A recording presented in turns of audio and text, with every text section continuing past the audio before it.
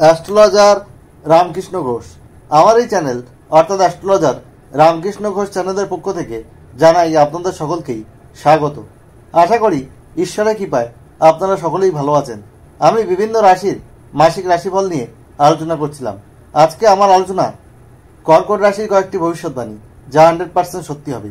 জুলাই 2024 কর্কট রাশির স্বাস্থ্য কেমন যাবে, তাদের শিক্ষা, প্রাথমিক শিক্ষা, কলেজ বিদ্যা, উচ্চশিক্ষা কেমন হবে, তাদের কর্ম, চাকরি, ব্যবসা কেমন হবে, তাদের প্রেম, বিবাহিত জীবন কেমন যাবে, তাদের পিতামাতার স্বাস্থ্য কেমন থাকবে, তাদের ওভারঅল ভাগ্য কেমন হবে, তাদের অর্থ ভাগ্য কেমন যাবে, এইসব নিয়েই কিন্তু আমার আলোচনা। এবং কর্কট রাশির অষ্টমে শনি বক্রী অবস্থায় আছে, অর্থাৎ কর্কট রাশি সাপেক্ষে শনির ঢাইয়া চলছে। অর্থাৎ কর্কট রাশির এই যে শনির ঢাইয়া চলছে তার কিছু নেগেটিভ ইম্প্যাক্ট কিন্তু পড়বে যদি অশুভ গ্রহের দশা চলে। আর শুভ গ্রহের দশা চললে এই ইম্প্যাক্ট কম পড়বে, বরং ভালো হবে। যাই হোক, এই যাদের অশুভ গ্রহের দশা চলছে তাদের এই কর্কট রাশির ঢাইয়া থেকে বেরিয়ে আসার জন্য কি রেমিডি রয়েছে সেটা নিয়ে আমি ভিডিওর শেষে আলোচনা করব। আপনাদের কাছে অনুরোধ, ভিডিওটি কেটে কেটে দেখবেন না, শেষ পর্যন্ত দেখবেন, পরিপূর্ণ আলোচনা পাবেন। না হলে কিন্তু আপনারা এই ভিডিওর শেষে আমি রেমিডি বলে থাকি, সেটা আপনারা কিন্তু পাবেন না। যাই হোক, ভালো লাগলে অবশ্যই ভিডিওটিতে লাইক, কমেন্ট, সাবস্ক্রাইব, শেয়ার করে সকলকে দেখার সুযোগ করে দিবেন এবং বেল আইকনে প্রেস করে রাখবেন যাতে নতুন ভিডিও আপলোড হওয়ার সাথে সাথে আপনাদের কাছে নোটিফিকেশন পৌঁছায়। যাই হোক, কর্কট রাশি হচ্ছে কালপুরুষের চতুর্থ রাশি, আর এই রাশির অধিপতি গ্রহ হচ্ছে চন্দ্র। আর চন্দ্র হচ্ছে মাতৃকারক গ্রহ। এদের ওপর থেকে শক্ত মনে হলেও এরা কিন্তু ভিতরে প্রচণ্ড নরম, একটু ভীত স্বভাবের হয়ে থাকে। এবং কাকড়া এই রাশির সিম্বল। কাকড়ার ওপরটা যেমন শক্ত থাকে কিন্তু ভিতরটা মাংসুলো থাকে, এদের মনটাও ঠিক তেমনই। আবার এটি জলরাশি, জলের মতো এদের, জল যেমন একদিকে গড়িয়ে যায় তেমনই এদের একদিকে গড়িয়ে যেতে দেখা যায়। এরা খুব সহজ সরল হয়। প্রেমের ক্ষেত্রে এরা লোককে ভালোবেসে ধোঁকা খায়। যাই হোক, আমি জুলাই 2024 সাপেক্ষে কর্কট রাশির গোচর ফল বলছি। কর্কট রাশি দশমে মঙ্গল সক্ষেত্রী হয়ে কিন্তু অবস্থান করছে। কর্কট রাশির সপ্তম অষ্টমপতি শনি অষ্টমে বক্রী অবস্থায় থাকছে। কর্কট রাশির একাদশে বৃহস্পতি থাকছে। 12ই জুলাই মঙ্গল কিন্তু কর্কট রাশির একাদশে বৃহস্পতির সাথে যুক্ত হচ্ছে। কর্কট রাশির দ্বাদশে রবি ও শুক্রের অবস্থান। 7ই জুলাই শুক্র কিন্তু কর্কট রাশিতে অবস্থান করবে, আর 16ই জুলাই রবি কিন্তু কর্কট রাশিতে অবস্থান করবে এবং কর্কট রাশিতে বুধের অবস্থান। আর 19শে জুলাই বুধ কিন্তু কর্কট রাশির দ্বিতীয় অবস্থান করবে। আর কর্কট রাশির তৃতীয় কেতুর অবস্থান, নবমে রাহুর অবস্থান। যাই হোক, স্বাস্থ্য বিষয়ে একটু সতর্ক হতে হবে। আপনাদের ইমিউনিটি পাওয়ার ভালো থাকবে, তবে যাদের হৃৎপিণ্ড, ফুসফুস জাতীয় কোনো সমস্যা আছে বা সমস্যায় ভুগছেন তারা অবশ্যই ডক্টরের ট্রিটমেন্ট নেবেন, সাবধান থাকবেন। পেটের সমস্যা আপনাদের দেখা দিতে পারে, আপনাদের নাক কান গলার কিছু সমস্যা কিন্তু আসতে পারে, চোখের সমস্যা আসতে পারে, দাঁতের সমস্যা আসতে পারে। আবার এই কর্কট রাশির জাতক জাতিকাদের মা বা বাবার স্বাস্থ্যের হানি হতে পারে, সে বিষয়ে কিন্তু আপনাদের সতর্ক থাকতে হবে। আর এই কর্কট রাশির মানুষদের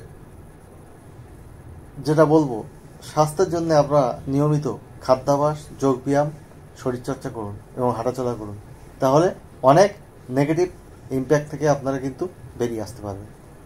স্বাস্থ্য আপনাদের অনেক ভালো যাবে।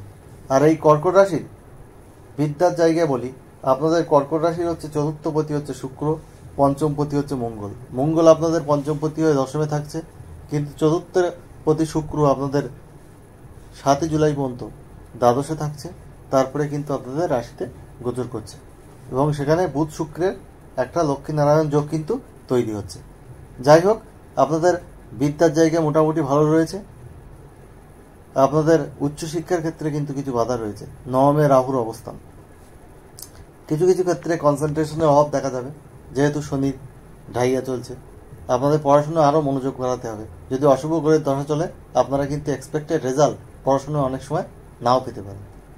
পরিশ্রমী হতে হবে, তাহলে কিন্তু আপনারা আরও বেশি স্কোর করতে পারবেন। যাই হোক, এরপরে আমি আসছি কর্ম নিয়ে। আপনাদের কর্মপতি মঙ্গল 12ই জুলাই পর্যন্ত কর্মক্ষেত্রেই আছে, তারপরে একাদশের সাথে যুক্ত হচ্ছে, বৃহস্পতি সেখানে রয়েছে আগে থেকেই। যাই হোক, আপনাদের কর্মস্থান মোটামুটি ভালোই বলা যায়। তবে আপনাদের কর্মের জায়গায় কিছু পলিটিক্স হতে পারে। আপনাদের মাঝে মাঝে মাথা গরম হয়ে যাওয়ার একটা টেন্ডেন্সি দেখা দিতে পারে। আপনারা এই মাসে একটু বেশি স্বাধীন চেতা হয়ে উঠবেন। আর আপনাদের ব্যবসার জায়গাও কিন্তু ভালো রয়েছে, আর্থিক ইনকামের যোগ রয়েছে এবং মুনাফা লাভেরও যোগ রয়েছে। কিন্তু পার্টনারশিপ বিজনেসের ক্ষেত্রে একটু সতর্ক আপনাদের অবশ্যই অবলম্বন করতে হবে। আর যারা রাজনৈতিক ব্যক্তিত্ব, তারা নিজেদের বিষয়ে একটু সতর্ক থাকবেন অবশ্যই। আর আপনাদের শরীরে কিন্তু চোট আঘাত লাগতে পারে, আপনাদেরকে খেয়াল রাখতে হবে। রাস্তাঘাটে বাইক সাবধানে চালাতে হবে, গাড়ি ঘোড়া সাবধানে চালাতে হবে, না হলে কোনো চোট আঘাত শরীরে লাগতে পারে।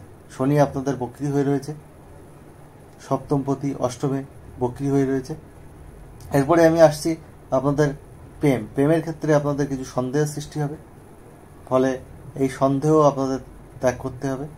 আর আপনাদের মাথা গরম করলে চলবে না, তাহলে কিন্তু আপনাদের ভালো হবে। আর বিবাহিত জীবনের ক্ষেত্রে বলবো এরকম, আপনাদের আন্ডারস্ট্যান্ডিং করে চলতে হবে, তবেই বিবাহিত জীবনে সুখ আসা সম্ভব। আদারওয়াইজ কিছু সমস্যা হবে। পিতামাতার সাথে কিছু মিসআন্ডারস্ট্যান্ডিং আপনাদের হতে পারে, ভাই বোনের স্বাস্থ্যের অবনতি হতে পারে, বা ভাই বোনের সাথে সম্পর্কের অবনতি কিন্তু দেখা যাচ্ছে তৃতীয় কেতুর অবস্থান হেতু। এবং নবমে রাহুর অবস্থান হেতু যেমন উচ্চশিক্ষায় বাধা, তেমনই আপনাদের পিতার স্বাস্থ্যের হানি বা পিতার সাথে সম্পর্কের হানির কিছু যোগ কিন্তু দেখা যাচ্ছে এখানে, বা পিতার আর্থিক জায়গায় কিছু ক্ষতি, এসব কিন্তু আসছে।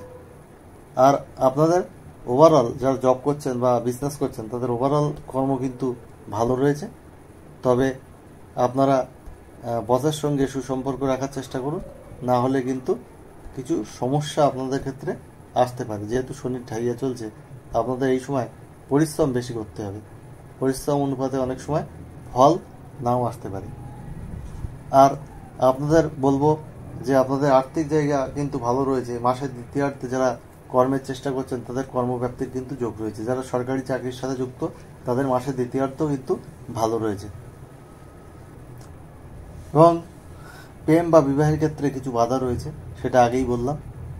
আর কর্মক্ষেত্রে আপনাদের ওভারঅল ভালো। শারীরিক জায়গায় কিছু সমস্যা তৈরি হতে পারে, পড়াশোনার কনসেন্ট্রেশনের কিছু অভাব দেখা দিতে পারে, সেই জায়গাটা আপনাদের খেয়াল রাখতে হবে। আর যারা অবিবাহিত, বিবাহের চেষ্টা করছেন, তাদের বিবাহ এখন না করাই ভালো, কারণ 15ই নভেম্বর পর্যন্ত কিন্তু শনি বক্রী থাকবে। শনি আপনাদের সপ্তমপতিও, অষ্টমে বক্রী হয়ে সপ্তমের ফল দিচ্ছে। ফলে এই সময় বিয়ে না করাটাই আমার মনে হয় শোচনীয় হবে, বা বিয়ে যদি নিতান্তই করতে হয়, জটক বিচারপূর্বক বিয়ে করবেন।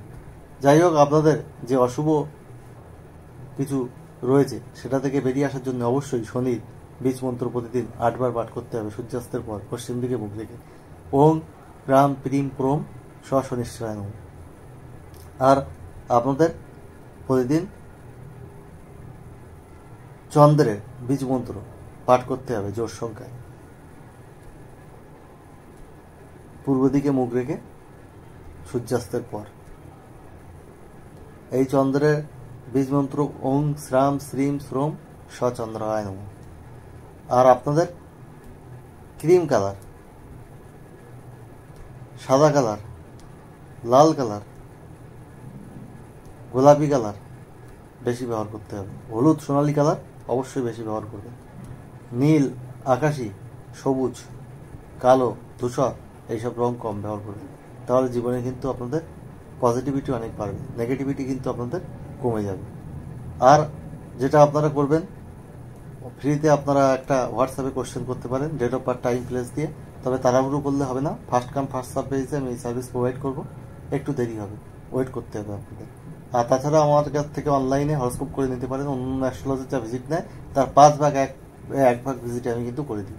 চেম্বারে আসলে অফলাইনে খুব কম পয়সায়, আর অনলাইনে একটু বেশি, কারণ পিডিএফ করে আমাকে হ্যান্ড রিটেন রিপোর্ট আপনাদের পাঠাতে হবে। অন্য অ্যাস্ট্রোলজারের মতো সফটওয়্যার থেকে প্রিন্ট করে কিন্তু রিপোর্ট দিই না, ডিটেল অ্যানালিসিস, চুলচেরা অ্যানালিসিস করে কারণ সহ আমি কিন্তু সবকিছু ব্যাখ্যা করে আপনাদেরকে পাঠিয়ে দিই। আর চেম্বারে আসলে আপনারা বুঝতে পারবেন 1 ঘন্টা সময় লাগে আমার লিখতে। যাই হোক, আপনাদেরকে আপনারা এই হরস্কোপ করিয়ে নিতে পারেন, আপনারা নিজেরাই উপকৃত হবেন। সেখানে শুধু স্টোনের কথা বলা থাকে না, চ্যান্টিং বলা থাকে, কালার থেরাপি, বিভিন্ন ধরনের ঘরোয়া হোমমেড রেমেডির কথা কিন্তু বলা থাকে। যাই হোক, কর্কট রাশির কিছু নেগেটিভিটি রয়েছে, কিছু পজিটিভ দিক রয়েছে।